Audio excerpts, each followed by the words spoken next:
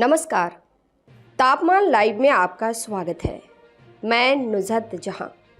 बेगूसराय विधानसभा क्षेत्र की राजनीति में तूफान पूर्व वाली शांति छाई हुई है। सरसरी तौर पर सियासी हलचलें कुछ जरूर दिख रही है, पर राजनीति में रुचि रखने वाले लोग महसूस कर रहे हैं कि एनडीए और महागठबंधन दोनों के अंदर ऐसा कुछ जरूर खदबदा रहा है जो आने वाले दिनों में तूफान खड़ा कर दे सकता है। उस तूफान से एनडीए या महागठबंधन को नफा नुकसान हो या ना हो, जनसुराज पार्टी उसका इंतजार बड़ी बेसब्री से कर रही है। विशेषकर भाजपा में आशंकित जलजला का इंतजार। बेगूसराय की राजनीति पर गहरी नजर रखने वालों की माने तो जनसुराज पार्टी इस जलजला से उम्मीदवार रूपी मोती निकाल लेने के जुगाड़ में है। चर्चा है कि जनसुराज पार्टी के प्रत्याशी की घोषणा भाजपा के उम्मीदवार चयन के बाद की जा सकती है। तर्क यह कि भाजपा में दावेदारों की लंबी कतार है, उम्मीदवारी किसी एक को मिलेगी। बचे दावेदारों में से जनसुराज पार्टी स्वच्छ छवि वाले उस नेता को अपनी उम्मीदवारी दे देगी जिसकी आम मतदाताओं में गहरी पैठ होगी। ऐसे 2-3 नेताओं के नाम खासे चर्चा में हैं। एनडीए में बेगूसराय की सीट भाजपा के ही हिस्से में रहेगी। विधायक कुंदन कुमार की उम्मीदवारी का दोहराव होगा ही, आश्वस्त वह खुद भी नहीं है। वैसे वह बेगूसराय के भाजपा सांसद केंद्रीय मंत्री गिरिराज सिंह के खासम खास हैं, इसलिए निराश नहीं है। उन्हें यह अच्छी तरह मालूम है कि गिरिराज सिंह की सहमति से ही इस क्षेत्र के उम्मीदवार का चयन होना है। उनकी हैसियत पर उन्हें पूरा भरोसा है। संकट कटय मिटय सब पीरा जो सुमीरय। लेकिन बेगूसराय से भाजपा की उम्मीदवारी की चाहत रखने वाले अन्य नेताओं की समझ में न संकट टलने वाला है और न पीड़ा मिटने वाली है। भाजपा कार्यकर्ताओं में उफना रहे असंतोष के सामने गिरिराज सिंह के प्रभाव के भी निस्तेज हो जाने का खतरा बराबर का बना हुआ है। गिरिराज सिंह भी संभवतः इस हकीकत को समझ रहे होंगे कि ज्यादा जोर लगाने पर यह सीट भाजपा के हाथ से फिसल जा सकती है, कलंक उनके माथे पर लग जा सकता है। ऐसे में वह तटस्थ रहना ज्यादा पसंद करेंगे। भाजपा नेतृत्व को विधायक कुंदन कुमार के खिलाफ कार्यकर्ताओं में गहराए असंतोष का एहसास तकरीबन 8 माह पूर्व ही हो गया था। 9 फरवरी 2025 को भाजपा के बिहार प्रभारी विनोद तावड़े बेगूसराय आए थे। उस दिन प्रमुख कार्यकर्ताओं के साथ उन्होंने बैठक की थी।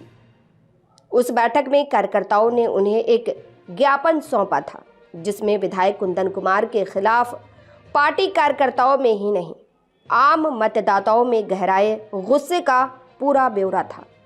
ज्ञापन में विधायक के क्षेत्र में समय नहीं देने, पटना में विधायक आवास न ले, सरकार से मकान भाड़ा उठाने, इससे पटना में रुकने वाले कार्यकर्ताओं को असुविधा होने, बेगूसराय आवास पर किसी से नहीं मिलने व ऐच्छिक अनुशंसित राशि से योजना का कार्य अपने खासम खास से कराने का आरोप थी।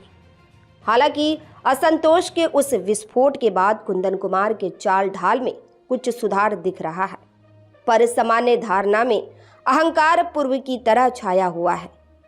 कार्यकर्ताओं में नाराजगी 7 सितंबर 2025 को आयोजित बेगूसराय विधानसभा क्षेत्र के एनडीए कार्यकर्ताओं के सम्मेलन में भी दिखाई दी। लोगों ने देखा कि सम्मेलन में कार्यकर्ताओं से अधिक जीविका दीदियां थी। राजनीतिक हलकों में यह भी चर्चा का विषय बना रहा। इसी बीच 16 सितंबर 2025 को केंद्रीय गृह मंत्री अमित शाह का बेगूसराय आगमन हुआ। अमित शाह भाजपा कार्यकर्ताओं में एकजुटता का मंत्र तो फूंक गए, पर वह कितना प्रभावी होगा यह कहना कठिन है। वैसे सिर्फ भाजपा में ही नहीं, कांग्रेस में भी उलटफेर की संभावना बड़ा आकार लिए हुए है। विश्लेषकों की समझ है कि 2015 में विधायक निर्वाचित हुई और 2020 में 4,554 मतों से पिछड़ गई अमिता भूषण की कांग्रेस की उम्मीदवारी पर इस बार ग्रहण लग जाए तो वह अचरज की कोई बात नहीं होगी। यह आशंका 2020 में निर्दलीय प्रत्याशी के तौर पर 18,002 मत बटोर लेने वाले राजेश कुमार उर्फ राजेश मुखिया के कांग्रेस में शामिल हो जाने से पैदा हुई है। कभी जदयू में रहे राजेश कुमार उर्फ राजेश मुखिया ने 21 सितंबर 2025 को बेगूसराय के खातोपुर में आयोजित अति पिछड़ा सम्मेलन में कांग्रेस की सदस्यता ली। इस सम्मेलन में प्रदेश कांग्रेस के अध्यक्ष राजेश राम, कांग्रेस विधायक दल के नेता शकील अहमद खान आदि शामिल हुए। पूर्व विधायक अमिता भूषण की भी बुलंद मौजूदगी रही। कहते हैं कि कांग्रेस में राजेश कुमार उर्फ राजेश मुखिया की उम्मीदवारी की पृष्ठभूमि तैयार की जा रही है। कांग्रेस नेतृत्व के समक्ष तर्क रखा जा रहा है कि राजेश कुमार उर्फ राजेश मुखिया निर्दलीय उम्मीदवार के रूप में 18,002 मत ला सकते हैं, तो महागठबंधन के कांग्रेस उम्मीदवार के तौर पर आसानी से चुनाव जीत ले सकते हैं।